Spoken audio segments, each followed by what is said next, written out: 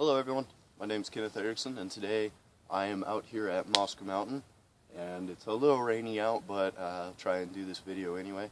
Moscow Mountain is used for a lot of recreation.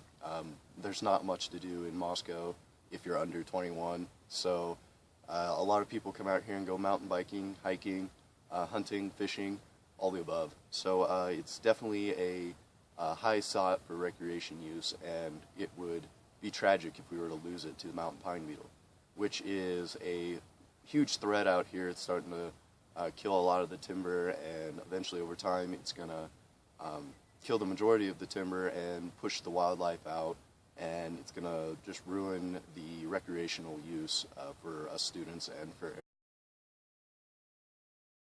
So here is a tree out here in Moscow Mountain.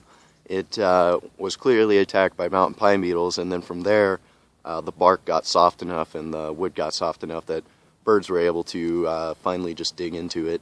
And down here at the very base of the tree we have what looks like a bear kind of got into it. It scratched off the bark and was able to eat some of the beetles. So this is just one of many trees out here in Moscow Mountain that has suffered the effect of the mountain pine beetle. So the mountain pine beetle is originally indigenous to Asia and was able to travel to America by ships, barges, aircraft.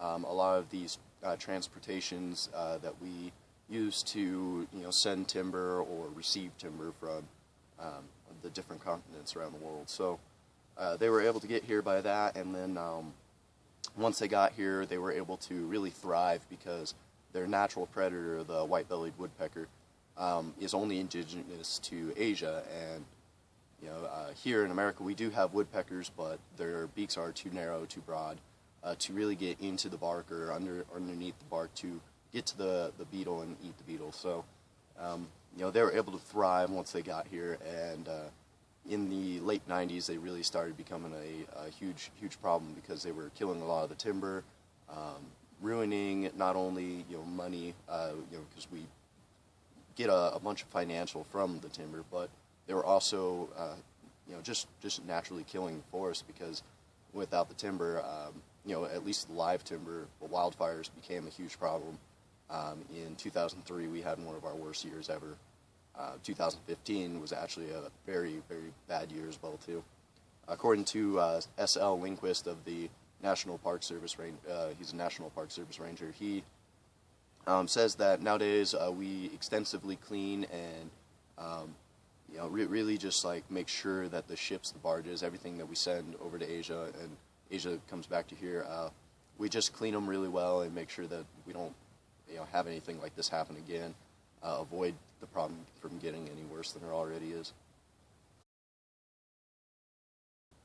The killing of timber can be a huge problem. It can cause problems like wildfires and which leads to destruction of people's homes and people's lives even.